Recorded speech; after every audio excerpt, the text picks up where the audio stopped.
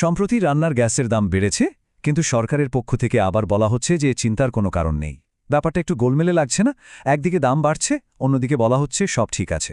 আজকের এই বিশ্লেষণে আমরা ধাপে ধাপে পুরো বিষয়টা খতিয়ে দেখব। খবরটা কিন্তু সোজা এসে ধাক্কা দিয়েছে মধ্যবিত্তের রান্নাঘরে। দেশজুড়ে লক্ষ লক্ষ পরিবারের মাসিক বাজেটে এটা একটা বড় ধাক্কা, কারণ রান্নার গ্যাসের সিলিন্ডারের দাম আবারও বেড়ে গেল। হ্যাঁ, ঠিকই দেখছেন। একটা সাধারণ 14.2 কেজির গার্হস্থ্য সিলিন্ডারের দাম একেবারে সোজাসুজি ৬০ টাকা বেড়ে গেছে। এই বৃদ্ধিটা বহু পরিবারের মাসিক খরচের উপর একটা বড়সড় প্রভাব ফেলবে, বিশেষ করে যাদের বাজেট বেশ সীমিত। কিন্তু প্রশ্নটা হলো, হঠাৎ এই সময়েই কেন দামটা বাড়ল? আর এর আসল চাপটা ঠিক কাদের উপর পড়ছে? চলুন এই উত্তরগুলোই খুঁজে বের করা যাক। চলুন প্রথমে দেখি, এই যে দামটা বাড়ল, তাতে দেশের বিভিন্ন শহরের পরিবারগুলোর উপর ঠিক কেমন আর্থিক চাপ তৈরি হল। দেখুন, দেশের বড় বড় শহরগুলোতে ভর্তুকিহীন গার্হস্থ্য সিলিন্ডারের দাম কিন্তু বেশ খানিকটা বেড়ে গেছে। দিল্লিতে তো দাম ৯০০ টাকা পেরিয়ে ৯১৩ টাকায় পৌঁছেছে। মুম্বাই বা চেন্নাইয়ের অবস্থাও প্রায় একই রকম। কলকাতায় দামটা বেড়েছে ৫১ টাকা। মানে বোঝাই যাচ্ছে এই দাম বাড়ার আঁচটা কিন্তু সারা দেশেই লেগেছে। কিন্তু মজার ব্যাপার হলো, একদিকে যখন দাম বাড়ছে, ঠিক তখনই সরকারের তরফ থেকে একটা অন্যরকম বার্তা আসছে, আর এতেই পুরো ব্যাপারটা আরও একটু জটিল হয়ে উঠছে। দাম বাড়লে তো মনে হতেই পারে যে দেশে হয়তো এনার্জি বা শক্তির যোগানে কোনো সমস্যা হচ্ছে, তাই না? কিন্তু সরকারি ভাষ্যটা একবার শুনুন। ইনি হলেন কেন্দ্রীয় পেট্রোলিয়াম ও প্রাকৃতিক গ্যাস মন্ত্রী হরদীপ সিং পুরী, আর সম্প্রতি উনি দেশের জ্বালানি পরিস্থিতি নিয়ে কিছু কথা বলেছেন। মন্ত্রীজি বলছেন, ভারতে শক্তির কোনো অভাব নেই, আর গ্রাহকদেরও নাকি চিন্তার কোনো কারণ নেই। আচ্ছা, তাহলে তো একটা বড় প্রশ্ন চলেই আসে, যদি যোগান নিয়ে কোনো সমস্যাই না থাকে, তাহলে দাম বাড়ছে কেন? আসলে এই ধাঁধার উত্তরটা আমাদের দেশে নয়, লুকিয়ে আছে দেশের বাইরে। চলুন দেখি বিদেশের ঘটনাগুলো কিভাবে আমাদের রান্নাঘরে এসে সরাসরি প্রভাব ফেলছে। দেখুন, পুরো প্রক্রিয়াটা শুরু হয়েছে পশ্চিম এশিয়ার সংঘাত দিয়ে। এর ফলে কি হলো? বিশ্ববাজারে হঠাৎ করে তেলের দাম বেড়ে গেল। আর যেহেতু ভারতকে তার প্রয়োজনীয় শক্তির একটা বিরাট অংশ বিদেশ থেকে আমদানি করতে হয়, তাই আমাদেরও এখন বেশি দামে কিনতে হচ্ছে।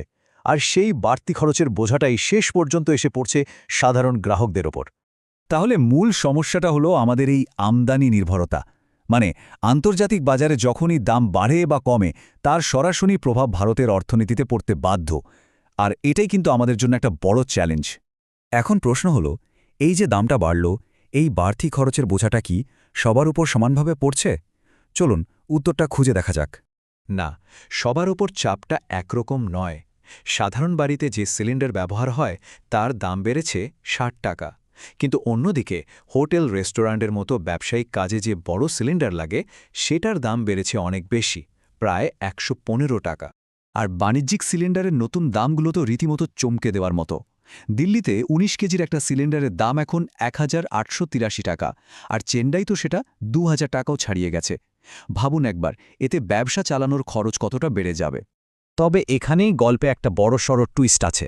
সবাই কিন্তু এই নতুন বাড়তি দামটা দিচ্ছেন না। সংখ্যাটা কিন্তু বিশাল।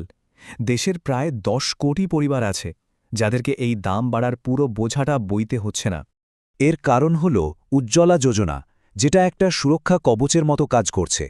এই প্রকল্পের আওতায় থাকা প্রায় ১০ কোটিরও বেশি পরিবার প্রত্যেকটা সিলিন্ডারে ৩০০ টাকা করে ভর্তুকি পায়।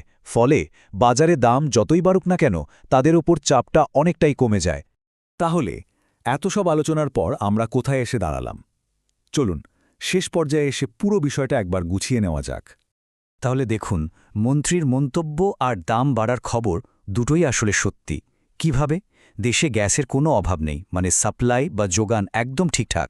কিন্তু আন্তর্জাতিক বাজারের চাপে এর দাম এতটাই বেড়ে গেছে যে সেটা সাধারণ মানুষের কেনার ক্ষমতার ওপর চাপ সৃষ্টি করছে।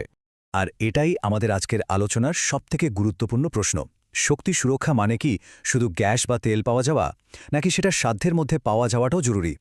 যখন গোটা বিশ্বের বাজার এতটা টালমাটাল, তখন এই সুরক্ষার আসল দামটা আমাদের ঠিক কতটা দিতে হবে, সেটা কিন্তু এখন বড়সড় ভাবনার বিষয়।